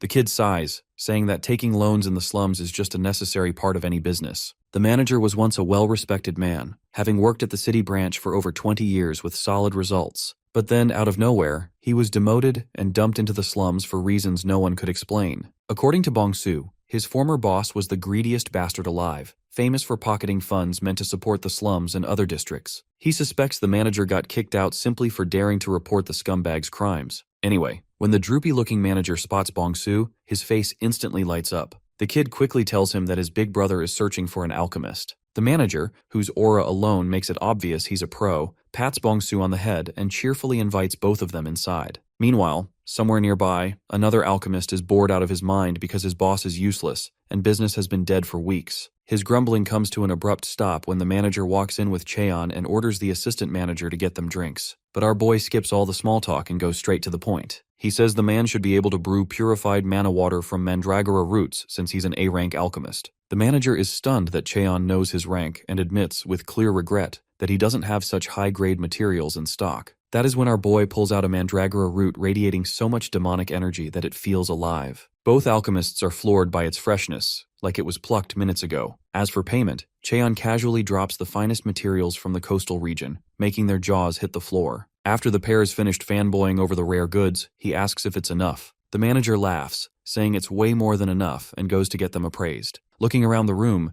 Cheon spots another mandragora root floating lifeless in a jar of water. The manager claims it is long dead, or so he thought. Our boy pours a tiny stream of his energy inside, and the shriveled root suddenly twitches. The manager's eyes nearly pop out of their sockets. In frustration, the manager insists he poured tons of mana into that mandragora before, but it never reacted like that. Just then, the door slams open, and his former boss barges in like he owns the place. Without wasting a second, the man starts mocking the shabby, empty office. The man taunts that he heard about some high-quality items showing up here. Grinding his teeth, Manager Kim instantly realizes that his spineless assistant must have sold him out. The intruder, Gi Jong-an, smugly introduces himself as the Gold City branch head and tells Cheon that he'll be handsomely rewarded for bringing such valuable materials. His arrogant grin and grating laugh make Cheon want to shoot him in the face. Putting that aside, he notices the man's surname and asks if he's related to the Nobel Prize winner, Bok Deok-an. Hearing that, Gi Jong bursts out laughing again and proudly declares himself the great man's grandson. But for him, that only confirms his suspicion that corruption runs deep in their family's bloodline. His mind flashes back to the time Bokdeok whipped test subjects half to death, treating them like they were less than human. The rage bubbling inside him finally erupts. A massive surge of aura explodes from his body, shaking the floor and forcing Gijong to his knees. He glares down at him and spits, asking if it's some family tradition to crush people under their power and steal whatever they want. Trembling in denial, Gijong demands to know what kind of nonsense he's talking about. With eyes blazing and killing intent flooding the room, Cheon warns him to choose his next words very carefully. In a cold tone, he asks if the TDA lab is still under operation. Hearing the name, Gijong frowns and insists he has never even heard of such a place. Cheon narrows his eyes and repeats the question, asking if he truly knows nothing about his grandfather's Chimera experimentation facility. But Gijong scoffs and calls it all slander, claiming his grandfather conducted research meant to benefit humanity for generations. He proudly adds that the man even donated his entire fortune to the victims of the Gate incident, which is why he received a Nobel Prize. That earns a dark grin from Cheon. He mumbles that maybe the old psycho really did have a change of heart before he died. Still, he says it is a pity that the bastard went out so early for a hunter. Then, he wonders out loud if the side effects of falling out the window over the gate might have helped with that. Gijong's eyes widen in horror, because that incident was supposed to be completely unknown to the public. Of course Cheon knows. He was the one who pushed the old man off in the first place. The decrepit fossil threatened to throw the Chimera children into a portal, so he decided to let Baktiok experience it firsthand.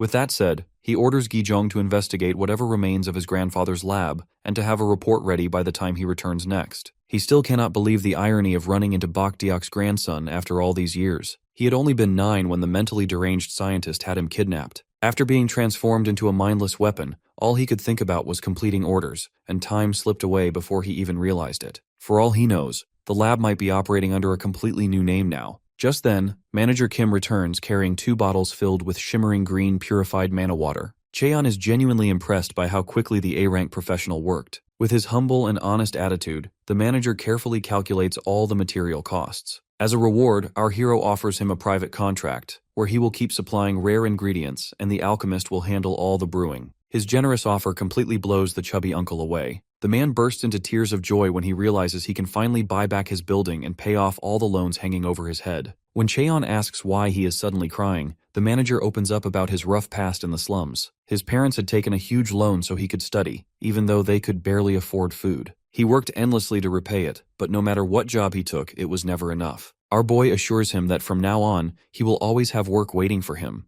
then decides to head back, hoping nothing bad happened while he was gone. But life rarely goes the way we want it to. Back in the other world, Yu's sister finally loses control. Yi refuses to fight back, trying to reason with her and beg her to return to her senses. Gripping his face, she hurls him across the room like a bowling ball. For a moment, he lies motionless, thinking this might be the end for him. But as soon as he sees Kim and Gu over him, he remembers the promise he made to protect them. Strength floods back into his body, and he jumps into action once again. He flies head-on at his sister, determined to end her suffering and wishing her happiness in her next life. Before the siblings connect though, my guy Crash lands his flying jellyfish right between them, breaking up the fight in dramatic fashion. Birdman is stunned for a moment, but that quickly turns into rage when he realizes his best friend just ran over his little sister with his ride. Putting that aside for now, he demands to know if he had any luck with the potion. With a confident grin, our hero holds up the 2 glowing green vials, just as promised. Later that night, the group settles down after a hearty dinner. Yu's sister, Jia, slowly wakes up beside Kim and wonders if she is dreaming, or if this is the afterlife. Turning her head, she spots her brother and a stranger sitting by the campfire. When Cheon glances her way, she panics, unsure who he is or why she is surrounded by unfamiliar faces. Birdhead turns around with a warm smile and tells her to check her mana hole, and surely enough, it is fully repaired and stronger than ever before. She also realizes that her face is human again. When Jia turns to her brother to ask who the strangers are, Yu teasingly asks if she really cannot tell when the boy she wanted to see for so long is standing right in front of her. When the truth finally hits her, she completely breaks down, asking if he really is number 17. Yu confirms it, saying that he saved their lives yet again. Meanwhile, our boy pays no mind to their emotional moment and asks if they are out of red moss again. Ignoring his usual cold personality, Jia slowly removes her mask for the first time in years and sincerely thanks him from the bottom of her heart. Just then, Kim becomes utterly captivated by the golden deep-sea fairies glowing across the surface of the water. Jia explains that if you follow them home after sunrise, you can find yellow quartz near their nests. That sudden reminder makes our cold and calculating hero realize he completely forgot that finding that mineral was the main reason he came here in the first place. Back in the human world, the director's subordinates report that several hunters failed to recover the machine creature. What they do know is that it is currently hiding somewhere within the coastal region. The director is puzzled by that, so his men explain that all the A-rank hunters who went there returned without any memories of the place. However, their trackers still managed to detect the target.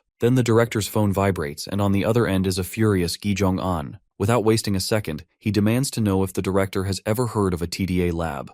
The director outright refuses to hear anything about a lab like that. So Gijong starts breaking down every rotten detail he knows, but director Mayong cuts him off fast. He claims Professor Bakhtiak taught him to always follow honest research and serve humanity. He swears on the old man's name that he has not forgotten that lesson, then says he is busy and ends the call. Right after hanging up, the guy starts panicking. He cannot figure out how the grandson of that useless professor even knows about the lab when every single record was erased. Before he can think too much, a scientist barges into the office with a briefcase shaking with excitement. He reports that the experiment to fuse mandragora with mercury was a massive success. They finally created the liquid metal mandragora he wanted. The moment the director sees it, the creep gets tingles down his spine. He is thrilled because mandragora forms strong bonds by nature, and liquid metal has the same property. Combining both traits into a chimera means he finally has a creature that can track down his most prized mechanical creation, Kim. So he orders his subordinate to raise the bounty for A-rank hunters, and swears to make sure his best creation is found no matter what. Meanwhile, Yu is chilling on the beach near Cheon's place. Last night, our boy invited Yu and his sister to stay with him for a while. He even promises he has a professional cook waiting, but Yu is more shocked that he actually lives in the demon realm now. Our boy assures him it is a pretty relaxed place once you get used to the atmosphere. Yu then asks why he chose to stay there when he could always return to Earth. Bro just looks at him and asks if he seriously wants to go back to that cursed world. Birdhead admits life on Earth was never good for him or his sister,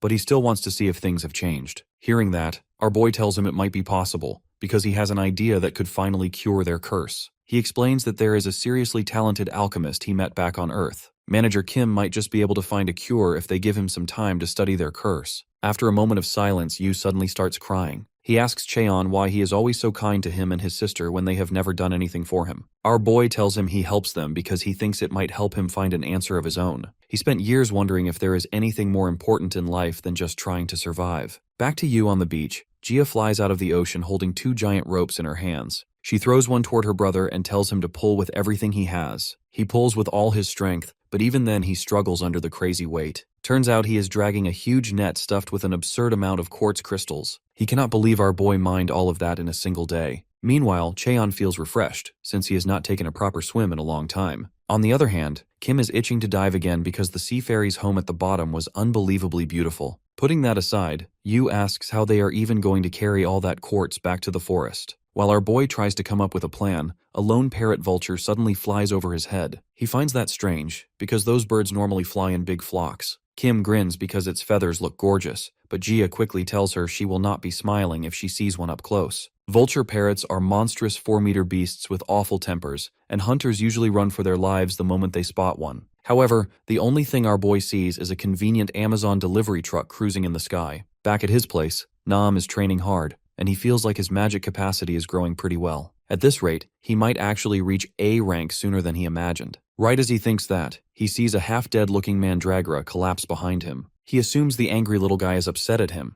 but it is actually because it is being bullied by a group of 3 men in black outfits. Suddenly, one of them recognizes Nam from his glowing bright noggin and wonders if he is now a homeless man living in the mountains. Nam quickly covers his head out of embarrassment. He is shocked that the same troublemakers who bullied him during the exam somehow managed to find him here. Before he can react though, the Mandragora gang steps in front of him like a knight in shining fiber. The hunters lose their minds when they see it, because these creatures cost more than their weight in gold. The first guy walks up to them and tries to treat them like he is taming some friendly pet. That makes Nam furious, and he realizes he has to do something, since the trio is extremely important to his master. But it turns out he does not need to lift a finger, because the chubby Mandragora simply lifts its tiny leg. Suddenly, all 3 idiots are sent flying so hard that they wonder if there was an earthquake in confusion. Meanwhile, our boy is soaring through the sky on his newly tamed vulture parrot. But he wonders if the bird is flying slowly because of the weight, or because he got too rough with the taming. Back with Nam, he nearly loses his mind when he spots the ones who caused the explosion. He thinks that Jia and her brother are apocalypse-class monsters living near the coastal area. When he remembers that the others also went there, he gets seriously worried since none of them returned. He even considers forming a temporary alliance with the guys in black. But before that happens, Jia gets right in his face and casually asks if he is Cheon's famous chef. Bro freaks out hard that a monster can actually speak. But the moment he hears the word chef, he quickly asks her if she knows his master. Yu proudly claims they are basically best buds. Putting that aside, when Yu asks if the shady trio are guests, Nam gets a naughty little idea.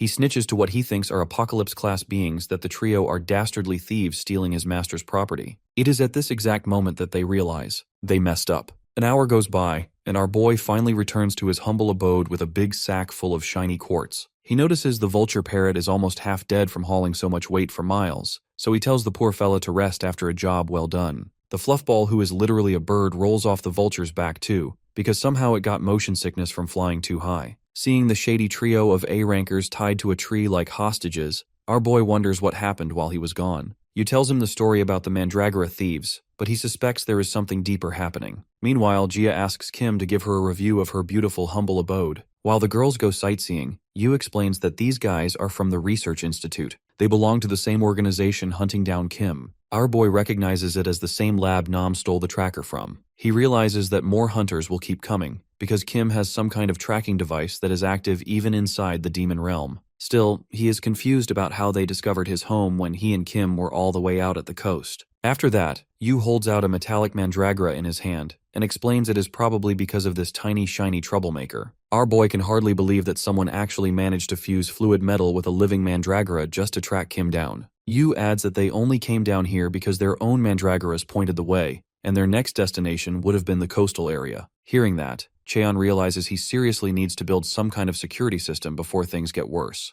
Just then, the Mandragora trio comes running toward him. They demand he hand over their brother, even if he is basically an enemy. As he gives them the shriveled-up little guy, they immediately yell at him to take out the other one as well. He is shocked that they can somehow sense that he has a wrinkly old mandragora hidden in his pocket. He remembers that manager Kim gave it to him because he believed Cheon could take good care of it. The old man literally shed real tears over losing that wrinkly vegetable. Anyways, the mandragoras quickly dig up tiny holes for their beaten-up brethren. The moment the injured pair settles inside, the two cheer up like nothing happened, and he feels relieved they are not fighting over territory this time. With that said, right as he starts wondering where Nam might be, Jia suddenly calls out to him from above. She has a bald dude desperately trying to reunite with his master in one hand, and a hyped-up Kim flailing in the other. Naturally, our boy holds Nam far away when the guy tries to hug him with tears running down his face. When he asks Jia why Nam looks so homeless, she explains he was getting eaten alive by piranhas in the lake like an idiot. The guy swears that he only did that to gather fine ingredients to prepare something special for his master's guests. Nam asks everyone to wait for a short while so he can cook up something special. But when he notices a vulture parrot casually chilling next to him, he gets another dramatic heat attack on the spot. Our hero tells him to save the performance for later and focus on getting the food ready already. Somewhere nearby, Kim finds the shiny mandragora quietly minding its own business. She is instantly attracted to the shiny object like a curious baby, so she reaches out to touch it. The moment they make contact, something strange happens. Later, the bird siblings are completely blown away by Nam's specialty dish, a steaming plate of kimchi curry rice. The guy spent hours working on the fine details to craft a masterpiece that even Chef Ramsay can't. Our gang digs into the delicious food, but Cheon notices that Kim is barely eating anything at all. When he asks her what happened, she replies that she is not feeling well. Instead, she leaves because she wants to sleep for a bit, but his sharp mind instantly catches on that she must be feeling terrible about the liquid metal mandragora. At sunset, the mandragora resting in the dirt suddenly senses something strange. Right after our boy suggests that they start building his fence to burn a few calories, he also detects the same thing. Out of nowhere, a giant gate tears open behind his house. He sees Kim standing right in front of it. She is sure that if she stays with him any longer, she will only bring more danger to him. That is why she decides to go back to where she belongs. With the metallic mandragora wrapped in her arms, she says one final goodbye and runs into the portal without looking back. However, he grabs her at the last second and tells her that his home is where she truly belongs. Hearing that, Kim bawls her eyes out again, and Cheon learns the hard way that he should never let kids out of his sight. A few minutes later, the little munchkin is already slurping down hot ramen like nothing dramatic happened at all. She is really happy with the food. But Jia makes it clear that Big Sister will not let her off easy next time she even thinks about running away. Slurps the ramen so quickly that her tongue starts burning like crazy. So Nam gives her a medicine his mom always used, which is so popular that Yu remembers they also used it back at the lab. After she chugs a few of the bottles down, she sits quietly with Cheon at the table. She apologizes for worrying him so much like that, but he assures her she does not have anything to say sorry for, because the ones who deserve the blame are her creators, not her. With that in mind, he gets serious and asks her to tell him about her friends from the Coconut Tribe. After all, he does not want to hurt anyone who was actually kind to her when he raids the Research Institute. Kim tells him everything that she knows, and he does not even bother asking about the exact location, because Nam already knows it well enough. In the meantime, the bald guy gets ready to take revenge on the A-rank pieces of trash. But when he removes the gag,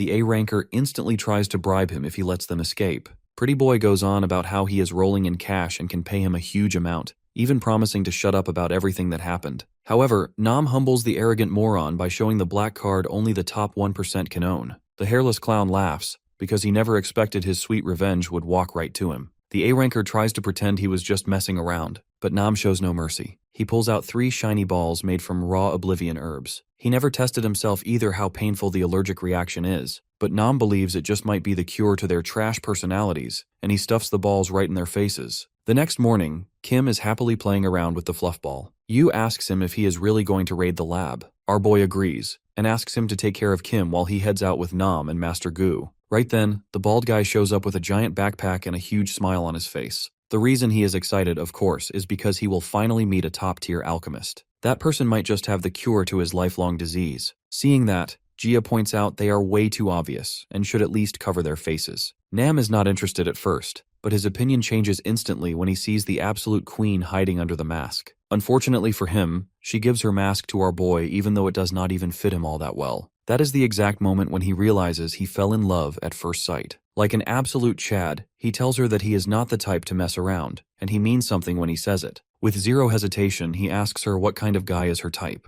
Yu and Cheon grab some popcorn because the plot is getting spicy. Jia does not like to mess around either, so she thinks hard and deep for a long second. After a dramatic suspense, she says that he would probably have to be very flamboyant, good at dancing, and have lots of thick feathers. That hits Nam's insecurity so hard that he begs our boy to take him to the alchemist as soon as possible. Back on Earth, all of the civilians are seriously concerned when they see such a large return portal appear. A vulture parrot coming out all of a sudden makes the civilians panic so hard that they rush to report the case immediately. When Nam points out that everyone is scared, our boy simply says he does not need to walk when he can fly. The guy then asks him where they are even going, but he calmly reminds Nam that he is the one who will be guiding them. Flying through the big blue sky on a big blue fly, he creatively names his parrot Blue. At the research institute, the scientists report that all the hunters came back with strange amnesia. The director is absolutely pissed when they add that they lost the metal Mandragra, who was his only shot at tracking Kim down. Without his latest, he cannot secure funding from his investors unless he shows.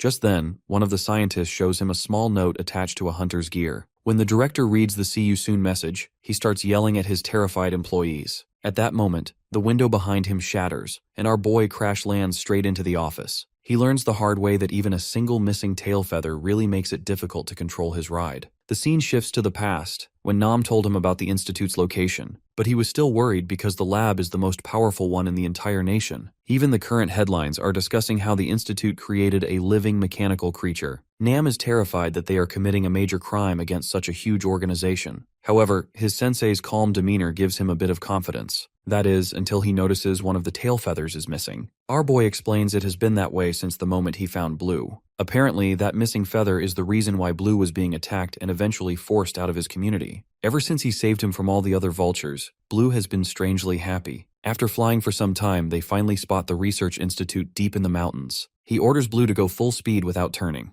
The parrot kicks into gear and flies straight at the lab like a fearless fighter jet. Now in the meeting room, the scientists wonder if Elon started World War III or something. Once the dust settles, one of them gets a close-up view of Blue, and it scares the hell out of him. Then all of them get wrapped in threads. When Nam asks why they did not enter from the front door, he replies that he came directly to the top floor because this is where the director stays. The scientists panic and question who he is, so he states he is the guardian of Kim Nari. At that moment, our boy detects a strange dark mana flowing through the air, and he realizes there is someone incredibly dangerous here. The scene shifts to the Hunter Association Tower, where President Lee warns his bratty grandson to lock in already. The kid argues he is doing pretty good compared to his grandpa, who never got above C rank his whole life. He is already at the same rank in his 20s. The useless grandson asks his grandpa to just give him more pocket money already. His old man regrets spoiling him, because the boy refuses to inherit his position even when he is over 80. Back in his childhood, he dreamed of saving others like the heroic hunters on TV. But now, all those heroes refuse to do any mission that even sounds dangerous. They only work when it gives them good money. Because of that, the Chimera were made so they would not have to endanger their own lives. But now those Chimera-producing labs are charging outrageous amounts. So the regions that cannot afford to pay them are completely vulnerable. The president believes that it is the association's job to make sure people's lives don't depend on if they can pay or not. That is why the president's seat is the most important position. But all the hunters who are trying to succeed him are greedy scumbags. If the association falls under the wrong person's control, they could create a hunter mafia never seen before. The old man's final wish is for his talented grandson to take over. He never had the power to change anything, being a weak C rank his whole life. Hearing that, his grandson suddenly snaps.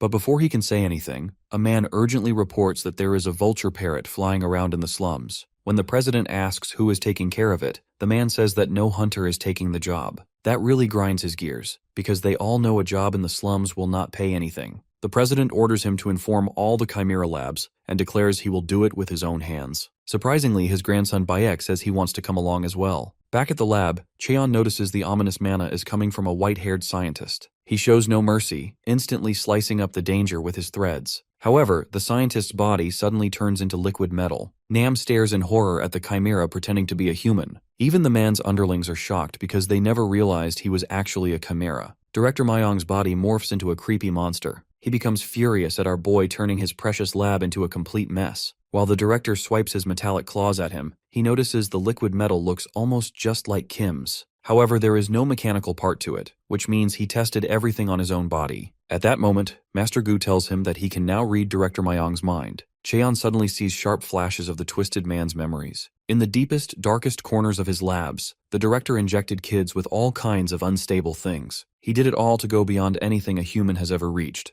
even surpassing his sociopathic master Bokdeok An. After he learns that the bastard killed countless children for his own gain, our hero becomes furious and crushes his face without hesitation. The mangled director simply replies that the kids in the slums are worth even less than sewer rats. Being part of his experiments should be an honor for them. Not realizing Cheon can hear every thought with Gu's mind reading, the mad scientist thinks he can liquefy and easily escape. But our boy makes sure he realizes his crimes in the Chamber of Pain. A powerful wave of blue mana rolls up the slab of liquid metal and packs him neatly into something like a Pokeball. After that, he turns to the other scientists, asking if they would like to speak up or get sealed in his balls as well. Later, our fluffy phoenix tells him Director Myong's full story. The man was a loyal student of Bokdeok until he got too greedy. He suddenly left the original lab with all the data on biological experiments so he could become a chimera that never gets old. What concerns Cheon, though, is that Myong's memories had absolutely nothing on the TDA lab. Still, he is glad that he at least got rid of the device that Myong's institute was using to track Kim. He already told Nam and Blue to take proper care of the other scientists. So now, the only thing left to deal with is the dirty director's worst experiments. He blasts through the thick steel gates with a kick. Inside, he finds countless cells filled with dead chimeras.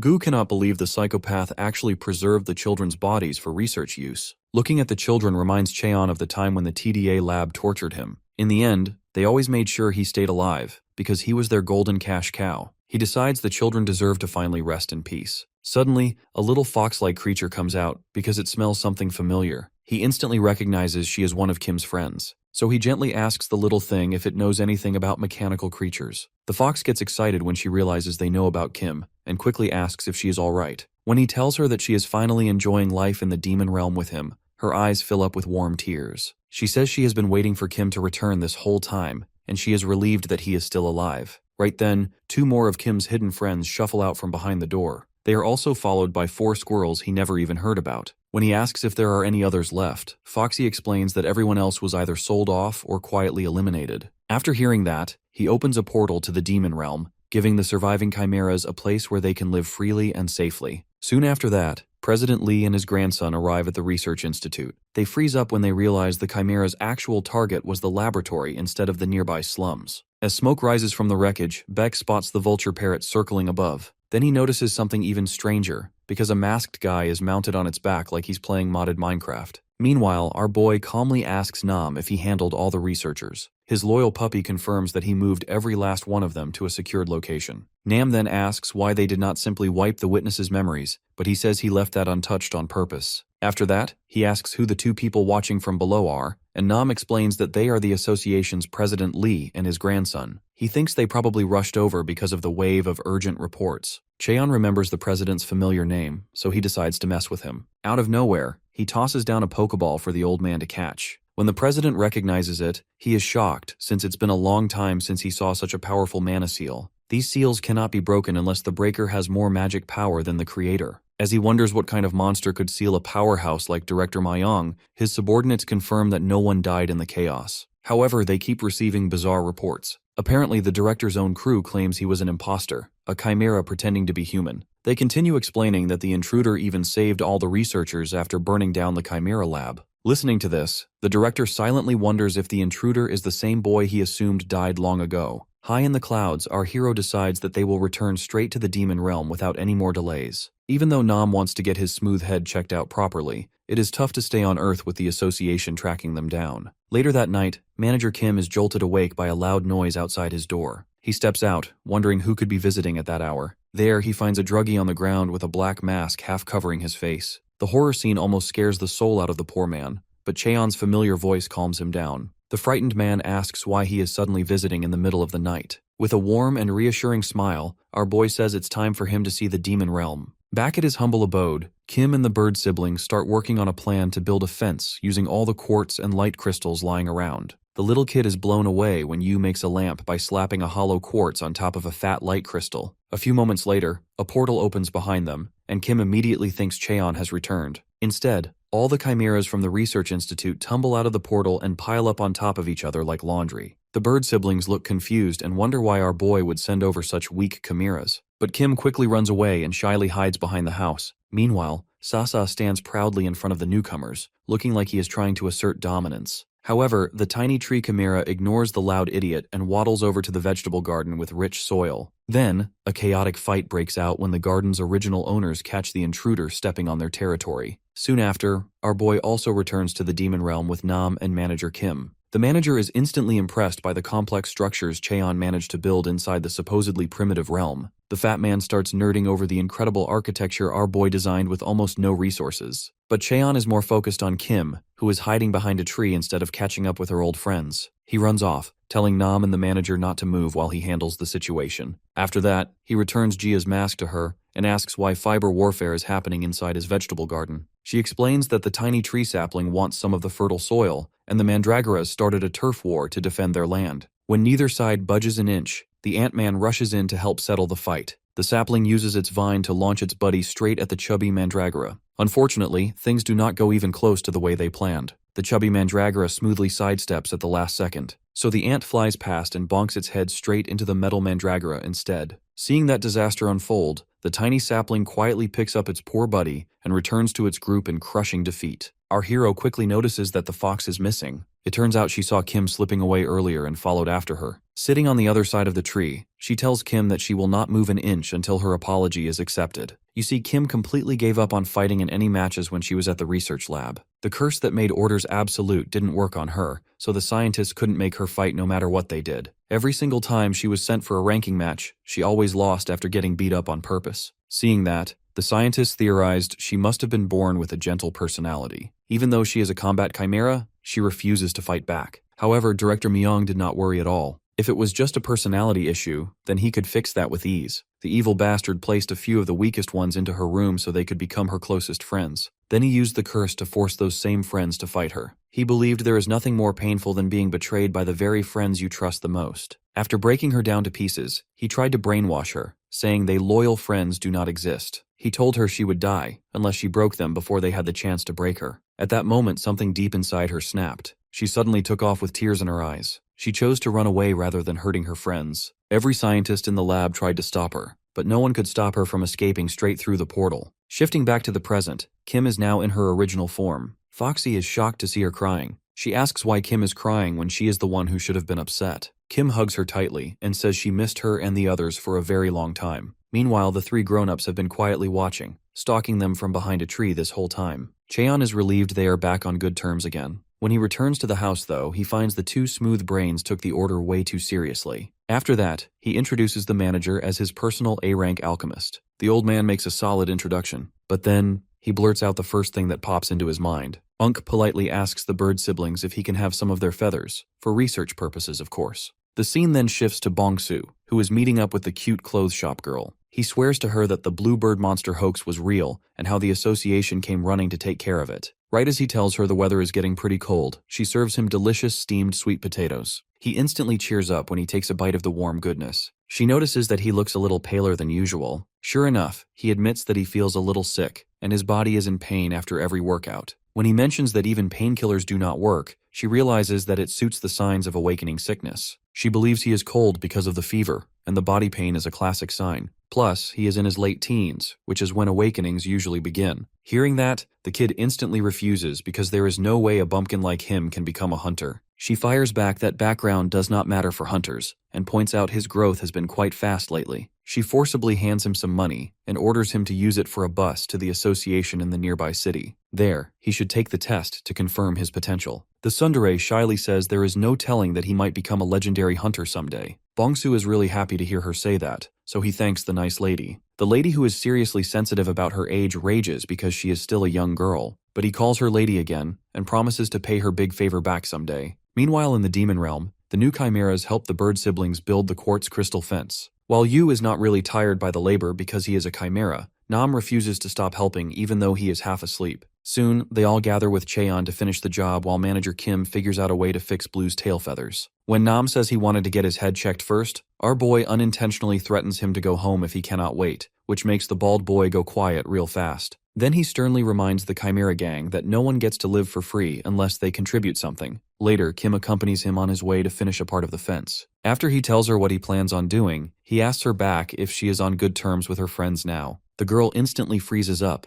before shyly asking if he really went to the coconut tribe to save her friends. He realizes that she is onto the fact that he figured out who she really is. Then she shyly starts to reveal that she did not actually come from the coconut tribe. But Cheon tells her no worries because no one will ever chase after her in the future, because he handled everything. Suddenly he surprises her by saying they could make this home the coconut tribe. They still need a proper name for the growing family, and it has to be a cute one, just like her personality. In the dark, starry night lit up by the glowing quartz fence, she thanks him with tears in her eyes for everything he has done. After that, she walks back with blazing confidence. Yu and the others watch closely, surprised that the talk went surprisingly smooth. Nam lets him know that the fence is finally complete and looking amazing. Kim is thrilled that the house is sparkling and cute. Foxy missed her a lot, so she surprises her with a cuddly hug and started licking her like an ice cream. Blue also takes inspiration and comes crashing straight at Cheon to give him a big hug. It turns out the feathers grew back completely. The manager finally manages to catch up and says it really did not take too long for the treatment to work. Apparently, the red moss our boy gave him has wildly powerful healing abilities. Seeing the majestic feathers on Blue's tail, Nam's hope for the day he finally grows hair skyrockets instantly. Not wanting to miss a better chance, he smoothly sneaks up to the manager. When he asks the man if he might have some experience with hair loss, the man is genuinely surprised he knew about that. The man tells Bald Boy he has actually been working on a hair growth serum for the last 10 years straight. Apparently, that is a disease all alchemists are trying desperately to cure.